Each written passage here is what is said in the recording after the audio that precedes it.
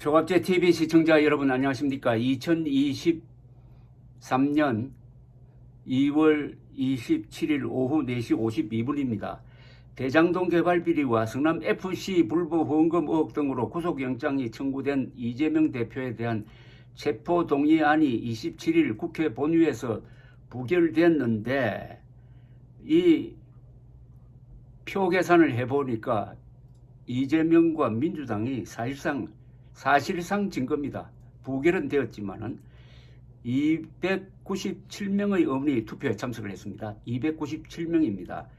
그러면은 과반수가 찬성해야 체포동의안이 통과가 되고 이재명은 영장실질심사를 받고 구속 여부를 결정받게 되는데, 297명의 과반수는 149표입니다. 149표인데 어떻게 나왔느냐? 체포동의안 찬성이 139표, 그러니까 과반수가 149니까 10표가 모자랐습니다. 139표, 반대가 138표입니다. 반대는 민주당 쪽에서 나왔지 않겠습니까? 그리고 기권이 9표입니다. 무효가 11표입니다. 기권 9표, 무효 11표, 요게 참 고민을 많이 했다는 흔적이 나옵니다. 20표입니다. 20표.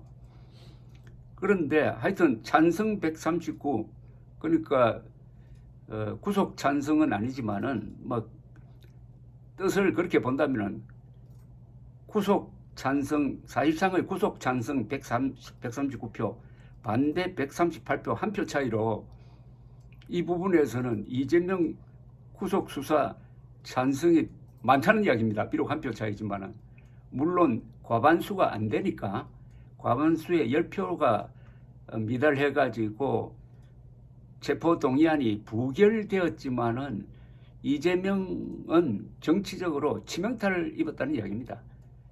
그리고 민주당은 이제 본격적인 내부 분란으로 들어갈 거라는 이야기죠.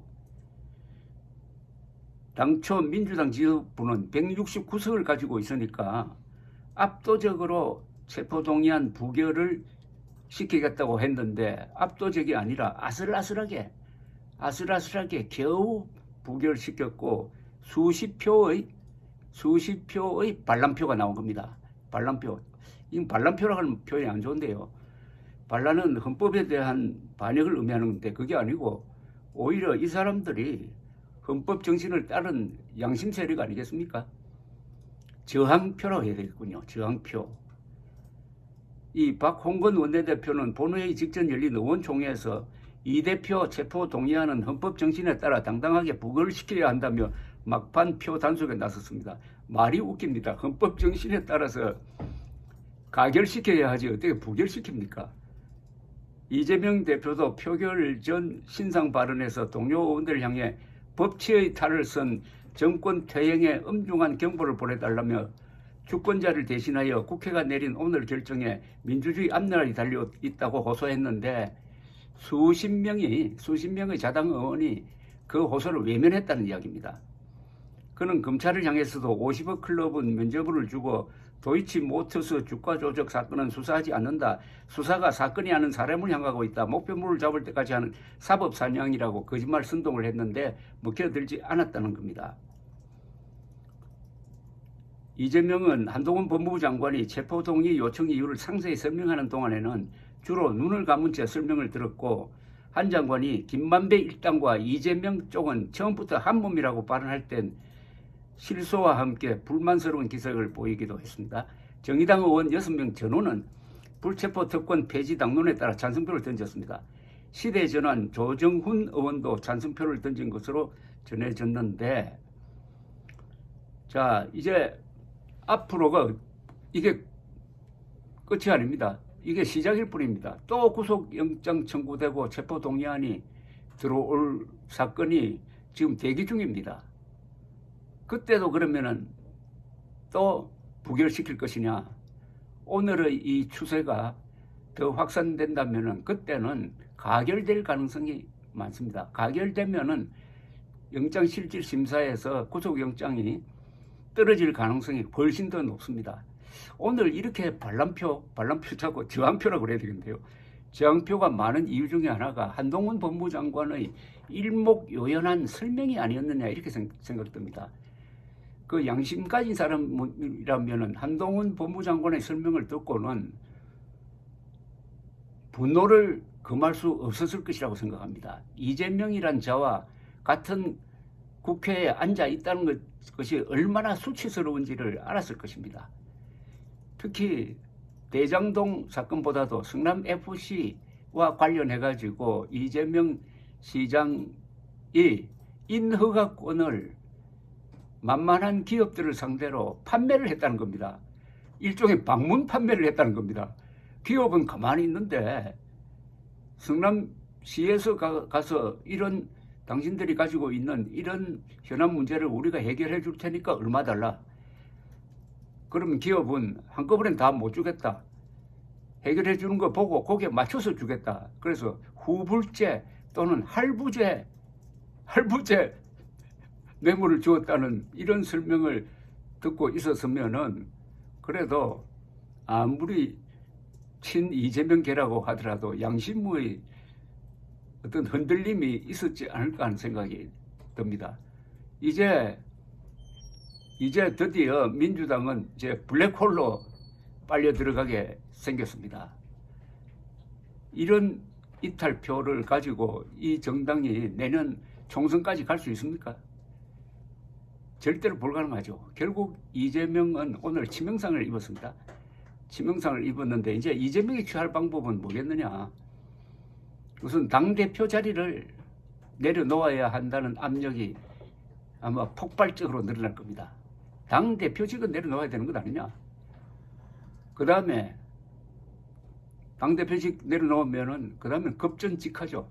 그 다음에 구속영장이 청구되고 체포동의안이 들어오면은 그때는 이재명을 보호할 이유가 민주당 안에서 없어져 버립니다.